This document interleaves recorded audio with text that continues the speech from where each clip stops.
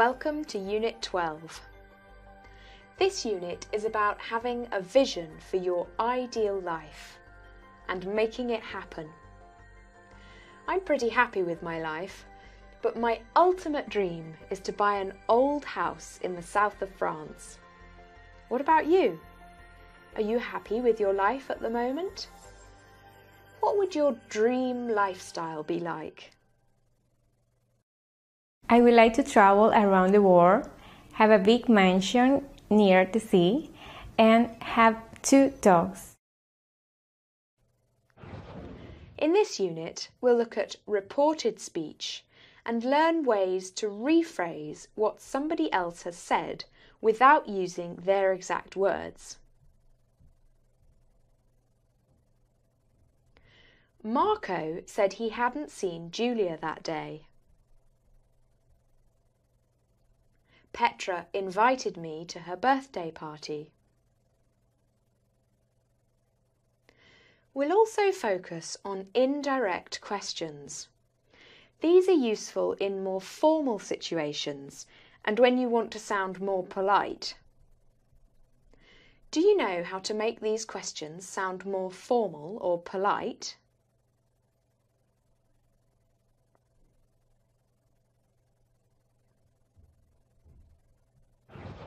In listening and speaking, you'll listen to an interview with a Venetian gondolier who's having the time of his life. Why do you think he likes his job? Reading and speaking looks at 2 very different people who did something amazing, something that made a difference to their lives and the lives of other people. Do you know anybody who has achieved something amazing? What did they do? Everyday English will give you lots of commonly used clichés. By learning and using these expressions in conversation, you can sound more like a native speaker.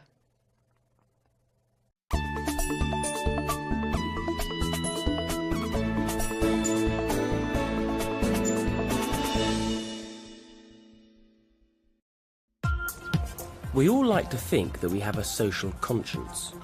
We want to do the right thing, and we believe that if we could, we would try to help people who are less fortunate than ourselves. But it's still inspiring to see other people putting these thoughts into action.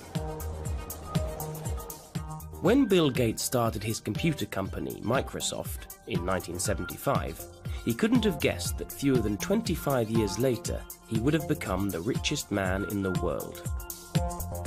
Gates made billions of dollars at Microsoft, and in 1994, he and his wife, Melinda, started using their wealth to help others. In 1999, they started the Bill and Melinda Gates Foundation, and, with the help of other rich individuals like Warren Buffett, they began making a real difference to the lives of people around the world. In 2008, Bill Gates started working full-time at the foundation. By 2010, the foundation had given over $24 billion to programs around the world, with work focusing on global development and healthcare. Much of this work focused on preventable diseases that affect the developing world. 2/3 of deaths in children under 5 in developing countries are due to diseases that can be prevented, such as malaria.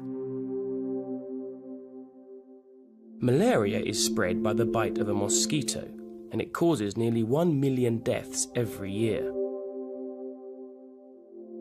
95% of these deaths are in Africa, and 85% of those who die are under 5 years of age. But you don't need to be wealthy to make a difference to people's lives. The day-to-day work of an individual can be just as important as the huge resources of a billionaire's foundation. Sometimes you just need to have the time and the desire to help make a real difference. This is Pam Llewellyn, a nurse from a small town called Upton in England. When Pam retired at the age of 59, she knew that she wasn't ready to simply stop helping people. And just a year later, she was living in a remote rural town in Uganda in East Africa, using her experience as a nurse and working as a member of an organisation called Voluntary Service Overseas, or VSO. So, were her family surprised at her decision to give up her comfortable life in England to go and work in Africa? I don't think they were surprised, really. They know that during my life I've done slightly different things. I retired at 59 knowing that I wanted to do something different and exciting, and that was the beginning of my VSO journey and the beginning of my first ever visit to Africa and my beginning of understanding diseases like malaria.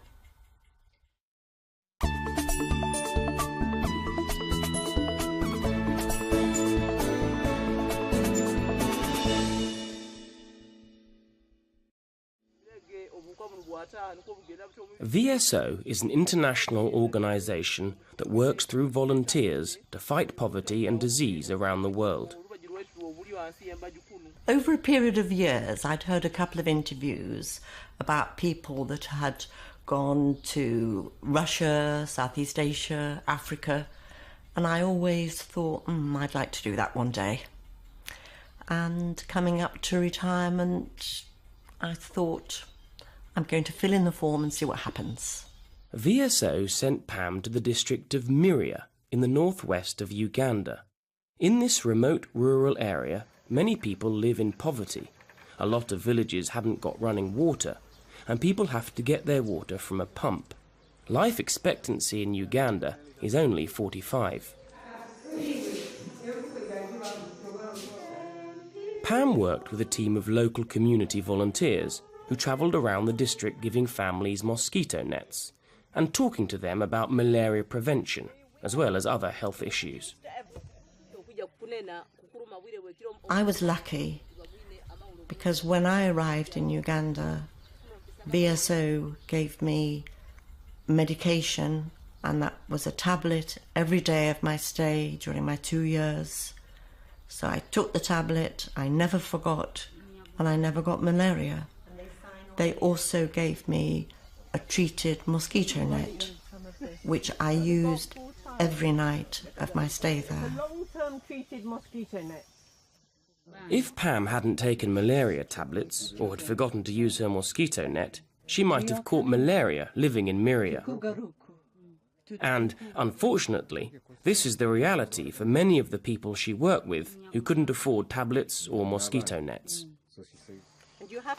The only way to prevent getting malaria is to sleep under a treated mosquito net.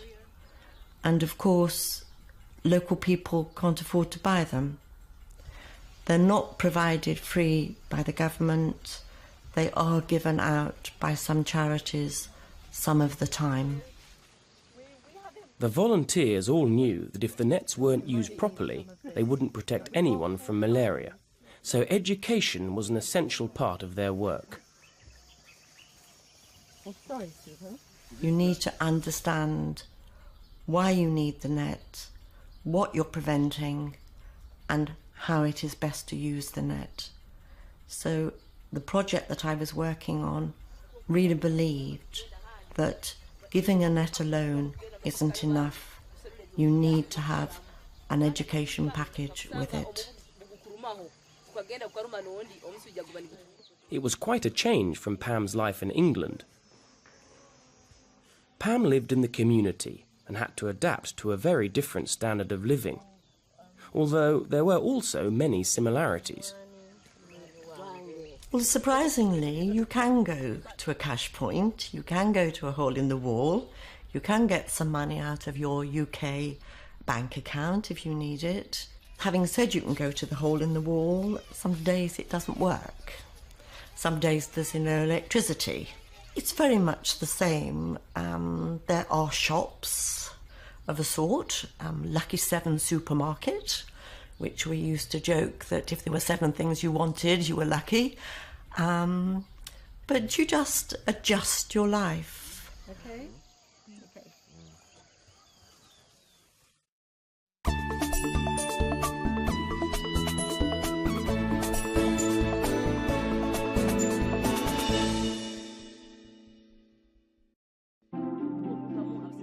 Pam spent 2 years in Uganda and became part of the community in Miria. Through her work, she didn't just help to change the lives of many people she cared for, she changed her own life too.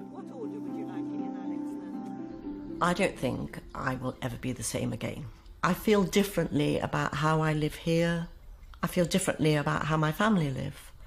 And I've now been back over a year, and I still haven't been into a big supermarket. If Pam hadn't gone to Uganda, she would have missed out on a life-changing experience. But is there anything that she would do differently if she could do it all again? So you have to sew. If I were to have the experience again, I probably would have done more homework before I left. I bought the guide to Uganda and I bought a map. And I thought that was probably enough preparation. If I could do it again, I probably would make more effort to contact more people who had actually been in Uganda as a volunteer or working short term, so that I could have been better prepared for what to expect professionally and culturally, from first hand rather than from a book. Many people are surprised at Pam's decision to start work for VSO at the age of 60, but she believes that waiting until she retired was a good thing. I don't think I could have done this when I was younger. I wouldn't have had the confidence to do it.